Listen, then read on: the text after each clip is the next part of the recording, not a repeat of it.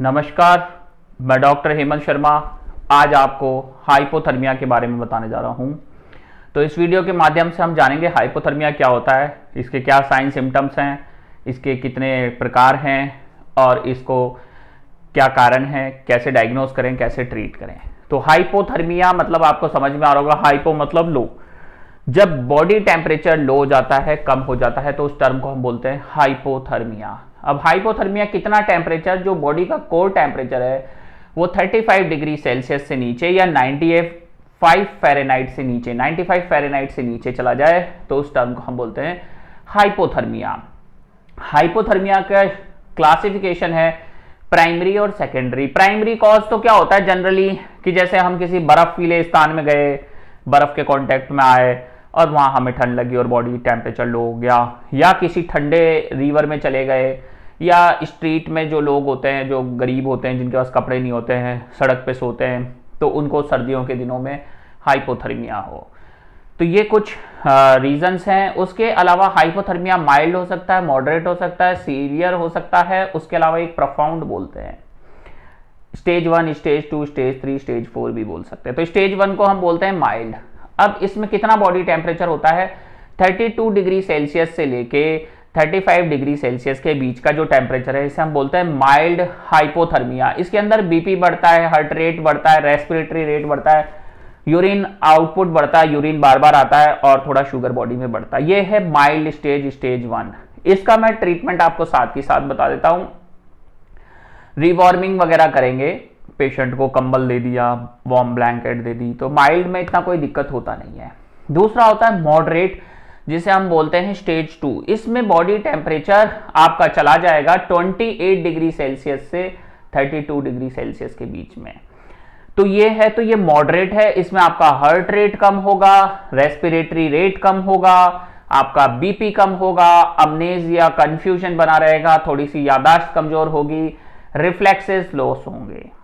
ठीक है, moderate case में इसमें हॉस्पिटल एडमिशन की रिक्वायरमेंट पड़ती है। उसके अलावा स्टेज 3 या हम इसको बोलेंगे सीवियर हाइपोथर्मिया, इसमें पेशेंट अनकॉन्शियस हो जाता है, अपने होश खो देता है, कॉन्शियस नहीं है, उसको जगाओगे तो जागेगा नहीं। स्टेज 1 में थोड़ा कपकपाता भी है पेशेंट, पर स्टेज 2 और 3 में, जिसे हम बोलेंगे मॉडरेट और सीवियर केस में, शिवरिंग बंद हो जाती है। शिवरिंग जो हम कांपते हैं, टीथ जो क्लटरिंग ऑफ टीथ होता है, थरथराते हैं दांत, उससे हमारी बॉडी में हीट जनरेट होती है। तो ये एक नॉर्मल है, जब ठंड लगती है तो ऐसा होना बहुत जरूरी होता है।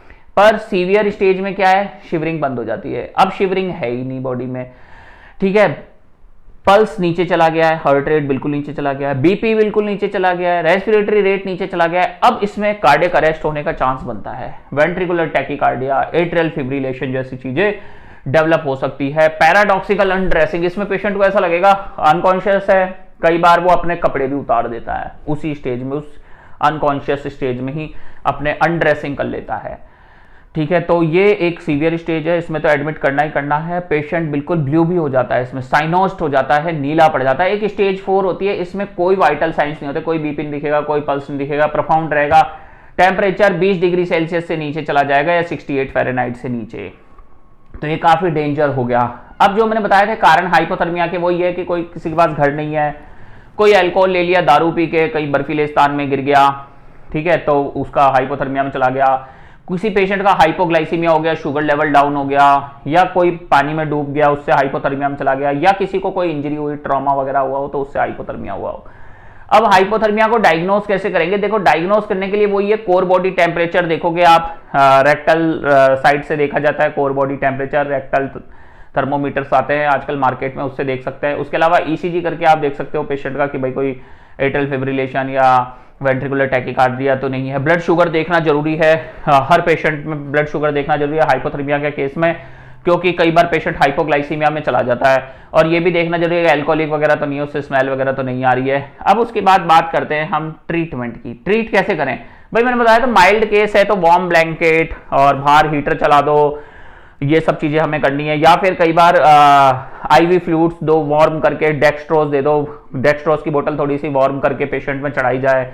उसके अलावा मॉडरेट होता है, इसमें एक्सटर्नल रिवॉर्मिंग मैंने बताया था कि भाई हीटर चला दिया, वार्म ब्लैंकेट दे दी, और एल्यूमिनियम ब्लैंकेट आती है वो दे दो, उससे हीट ट्रांसफर नहीं हो पाती है, बाहर की हीट अंदर नहीं आ पाती है। सीवियर केसेस को तो हॉस्पिटल में ही एडमिट करना पड़ेगा, उसमें रीवार्मिंग रहेगा, आईवी डेक्सट्रोज मैंने बताया था। उसके अलावा वार्म पेरिटोनियल लवाश दे सकते हैं पेशेंट को, वार्म प्लूरल लवाश दे सकते हैं, वार्म ब्लैडर इरिगेशन कर सकते हैं, एट्रियोवेनस रिवार्मिंग कर सकते हैं, कार्डियोपल्मोनरी बाईपास हो सकता है। ठीक है, तो देखना पड़ेगा। एट्रियल फिब्रिलेशन है, एट्रियल फिब्रिलेशन को ट्रीट करेंगे, रिवार्मिंग जरूरी रहेगा, पेशेंट के वाइटल्स मॉनिटरिंग करना है, सीपीआर भी देना पड़ सकता है। ठीक है, तो ये सारी चीजें इंपॉर्टेंट रहेगी। तो हाइपोथर्मिया जनरली आप खुद ट्रीट कर सकते हैं। अब इसके कॉम्प्लिकेशन से भी बचना है, जैसे फर्स्ट बाइट वगैरह है, तो वो सारी चीजें आपको देखनी होगी। तो लास्ट में थैंक यू, धन्यवाद। अब मैं और बताता हूं, इसके बाद आप पेशेंट को माइल्ड केसेस में सूप पिला सकते हो, गर्म सूप, गर्म चाय पिला सकते हो, उससे गर्म कॉफी पिला सकते हो, उससे बॉडी में हीट जनरेट होती है। पर अगर पेशेंट अनकॉन्शियस है तो किसी भी प्रकार का कोई भी लिक्विड मत देना उसे, वरना वो एस्पिरेट कर जाएगा और वो लंग्स में चला जाएगा और कॉम्प्लिकेशन होगा एस्पिरेटरी निमोनिया होने का। और उसके अलावा थोड़ा सा रिवॉर्मिंग है, आप हाथों को रब कर सकते हैं, थोड़ा पैरों को रब कर सकते हैं पेशेंट का। देखना है हार्ट रेट वगैरह अगर नहीं है, पेशेंट अनकॉन्शियस है तो सीपीआर दें। और बेस्ट तो यही है कि हॉस्पिटल एडमिशन पेशेंट को इंडिकेटेड रहेगा, पर एक बार लाइफ सेव करना जरूरी है, तो वो इंपॉर्टेंट है कि भैया आप रिवॉर्मिंग वगैरह खुद से करें। देखें पेशेंट नीला तो नहीं पड़ गया है, साइनोस तो नहीं है, ठीक है, तो इस केस में तो तुरंत इमीडिएट इमरजेंसी है। और माइल्ड केसेस के अंदर आप खुद पेशेंट को ट्रीट कर सकते हैं। और कारण देखना होता है कि भाई कोई सेप्सिस तो नहीं है, कोई इन्फेक्शन की वजह से तो पेशेंट हाइपोथर्मिया में नहीं गया है, ये सब है। तो लास्ट में थैंक यू, धन्यवाद, गुड बाय। अगर आपके भी परिवार में या किसी भी पेशेंट को आपको लगता है कोई हाइपोथर्मिया में गया है और उसके बाद लॉन्ग टर्म उसको कॉम्प्लिकेशंस आ रहे हैं, वो ठीक नहीं हो पा रहा है, तो व्हाट्सअप नंबर मेरा डिस्क्रिप्शन में, कृपया डायरेक्ट कॉल ना करें, व्हाट्सअप पे जाके अपना अपॉइंटमेंट बुक करें। Thank you, good bye.